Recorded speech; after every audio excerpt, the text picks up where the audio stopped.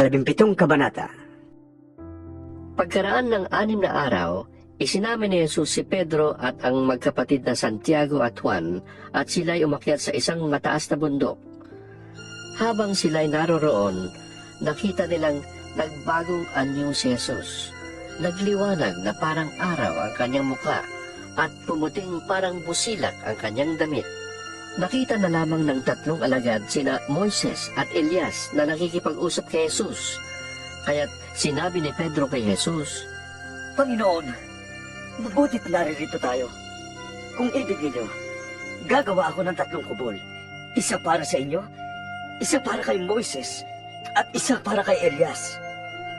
Habang nagsasalita siya'y nilililiman sila ng nagliliwanag na ulap. Mula rito'y may tinig na nagsabi, Ito ang pinakamamahal kong anak na lubos kong kinalulugdan. Pakinggan ninyo siya. Nang marinig ng mga alagad ang tinig, sila'y natakot ng labis at nagpatira pa. Nilapitan sila ni Jesus at hinawakan. Tumayo kayo, Sabi niya. huwag kayong matakot. Nang tumingin sila ay wala na silang nakita kundi si Jesus. Habang sila'y bumababa sa bundok, iniutos sa kanila ni Jesus, Huwag ninyong sasabihin kanino man ang inyong nasaksihan, hanggat hindi muling nabubuhay ang anak ng tao. Tinanong siya ng mga alagad, Bakit po sinasabi ng mga tagapagturo ng kautusan na dapat munang pumarito si Elias?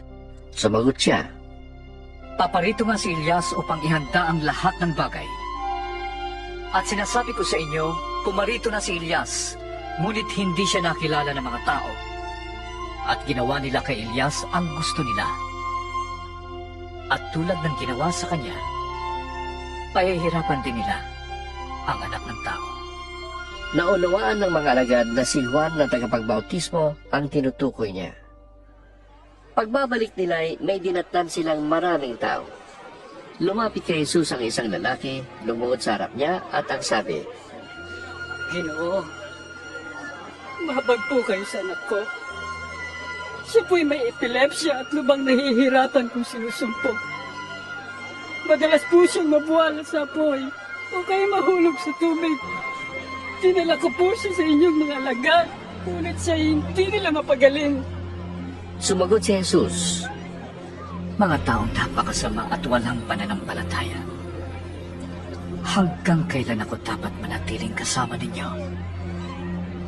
Hanggang kailan ko kayo pagtitiisan?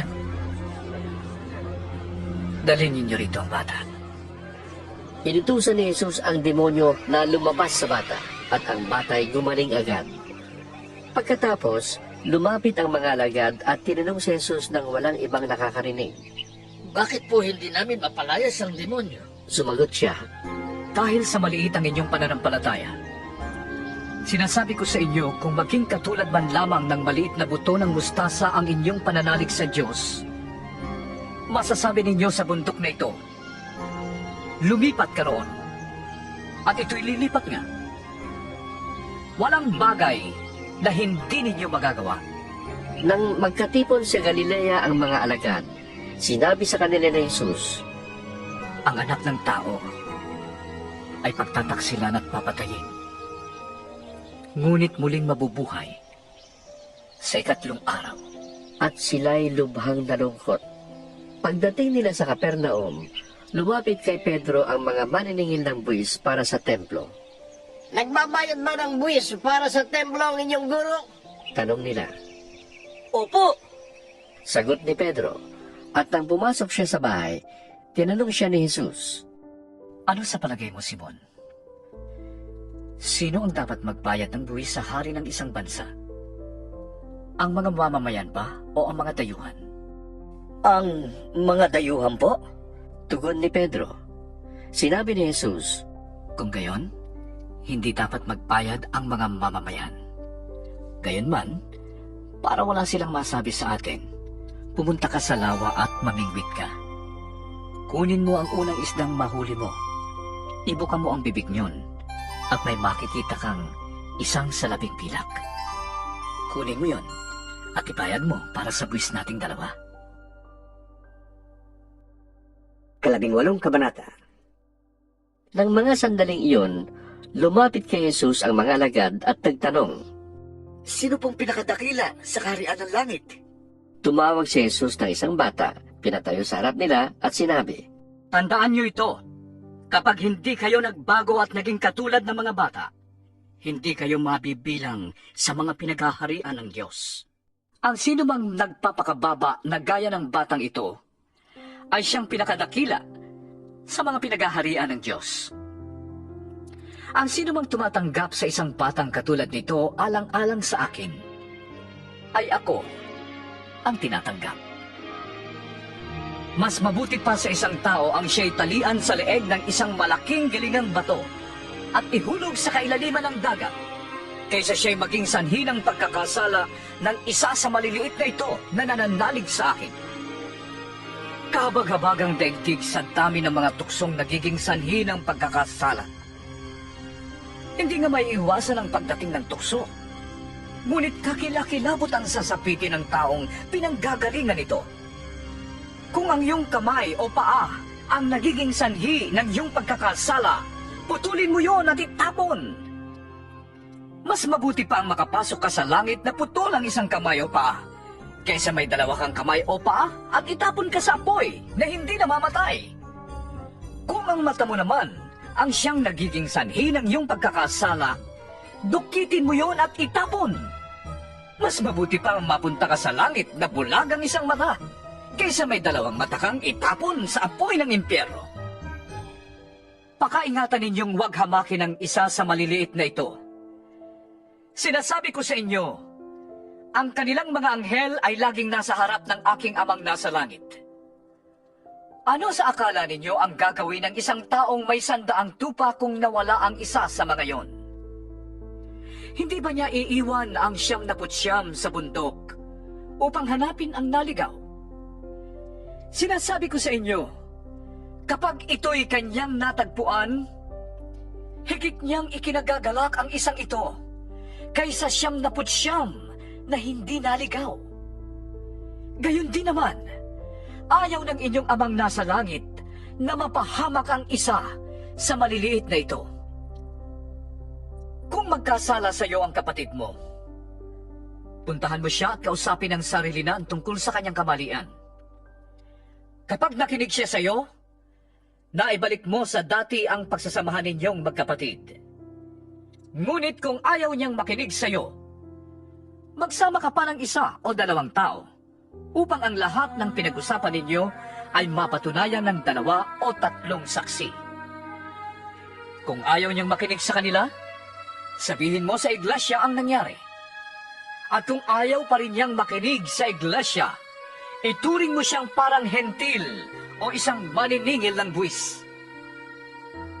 Sinasabi ko sa inyo, anumang ipagbawal ninyo sa lupa, ay ipagbabawal sa langit.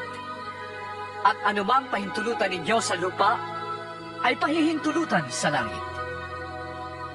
Sinasabi ko pa rin sa inyo, kung ang 2 sa inyo ay nagkaisa dito sa lupa sa paghingi ng anuman sa panalangin, ito'y ipagkakaloob sa inyo ng aking amang nasa langit. Sapagkat saan man may 2 o 3 nagkakatipon sa pangalan ko, naroon akong kasama nila. Lumapit noon si Pedro at nagtanong sa kanya, Panginoon, ilang beses ko po bang patatawarin ng kapatid kong paulit-ulit na nagkakasala sa akin? 7 beses po ba? Sinagot siya ni Jesus, Hindi ko sinasabing 7 beses, kundi 70 ulit na 7.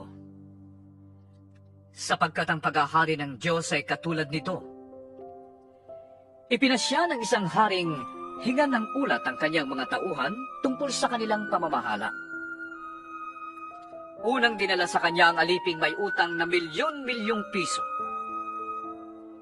Dahil sa siya'y walang may bayad, iniutos ng hari na ipagbili siya, pati ang kanyang asawa, mga anak, at lahat ng kanyang ari-arian upang makabayad. Lumuhod ang taong ito sa harapan ng hari at nagmakaawa. Bigyan pa ninyo ko ng panahon at babayaran ko sa inyo ang lahat. Naawa sa kanyang hari. Kaya't pinatawad siya sa kanyang pagkakautang at pinalaya. Ngunit pagkaalis niya roon, ay nakatagpo niya ang isa niyang kamanggagawa na may utang na 200 piso sa kanya. Sinunggaban niya ito sa leeg, sabay sigaw, "Magbayad ka ng utang mo!" Lumuhod ito at nagmakaawa sa kanya. "Bigyan mo po ako ng panahon at babayaran kita." Ngunit hindi siya pumayag. Sa halip, ito'y ipinabilanggo niya hanggang sa makabayan. Labis na nagdamdam ang ibang mga tauhan ng hari nang malaman yun. Kaya't pumunta sila sa hari at isinumbong ang buong pangyayari. Ipinatawag ng hari ang malupit na tauhan. "Ikaw, napakasama mo," sabi niya. "Pinatawad kita sa utang mo sapagkat nagmakaawa ka sa akin. Nahabag ako sa iyo. Hindi ba't dapat ka rin sanang nahabag sa kapwa mo?" At sa galit ng hari, siya'y ipinabilanggo hanggang sa mabayaran ang lahat ng kanyang utang. "Gayon din ang gagawin sa inyo ng aking amang nasa langit, kung hindi ninyo patatawarin ng buong puso ang inyong mga kapatid." 11 na kabanata. Pagkatapos niyang ipangaral ang mga bagay na ito, umalis si Jesus sa Galilea at nagtungo sa lupain ng Judea, sa kabila ng ilog Jordan. Sinundan siya ng napakaraming tao at dooy pinagaling niya ang mga may sakit. May ilang pariseyong lumapit sa kanya at nagtangkang humanap ng may paparatang sa pamamagitan ng tanong na ito. Naayon ba sa kautusan na hiwalayan ng lalaki ang kanyang asawa sa kahit anong dahilan? Sumagot si Jesus, Hindi pa ba niyo nababasa sa kasulatan na sa pasimulay nilalang ng Diyos ang tao na lalaki at babae? At siya rin ang may sabing, "Dahil dito'y iiwan ng lalaki ang kanyang ama't ina, at magsasama sila ng kanyang asawa at sila'y magiging isa. Kaya't hindi na sila dalawa, kundi iisa." Ang pinagsama ng Diyos ay huwag paghiwalayin ng tao. tinanong siya ng mga pariseyo, Kung gayon, bakit inyutos ni Moises na bigyan ng lalaki ang kanyang asawa ng kasulatan ng diborsyo bago niya hiwalayan ito? Sumagot si Jesus, Ipinahintulot ni Moises na hiwalayan ninyo ang inyong asawa dahil sa katigasan ng inyong ulo. Subalit hindi ganoon sa pasimula. Ito ang sinasabi ko sa inyo. Sino mang lalaking humiwalay sa kanyang asawa at mag-asawa sa iba, ay nagkakasala ng pangangalunya, maliban kung ang asawa niya ay nakiapid sa iba. Sinabi naman ng mga alagad, Kung ganyan po ang kalagayan ng lalaki sa kanyang asawa, mabuti pang wag na siyang mag-asawa. Sumagot si Jesus, Hindi lahat ay kayang tumanggap ng aral na ito, kundi sila lamang na pinagkalooban ng Diyos. Sapagkat may iba't ibang dahilan kung bakit may mga lalaking hindi makapag-asawa. Ang ilan, dahil sa kanilang katutubong kalagayan. Ang iba'y nagkaganoon dahil sa kagagawan ng ibang tao. Mayroon namang hindi nag-aasawa alang-alang sa ikauunlad ng paghahari ng Diyos.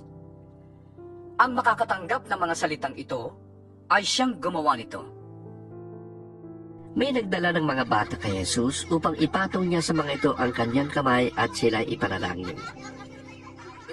Pinagalitan sila ng mga alagad, ngunit sinabi ni Jesus, Hayaan ninyong lumapit sa akin ang mga bata.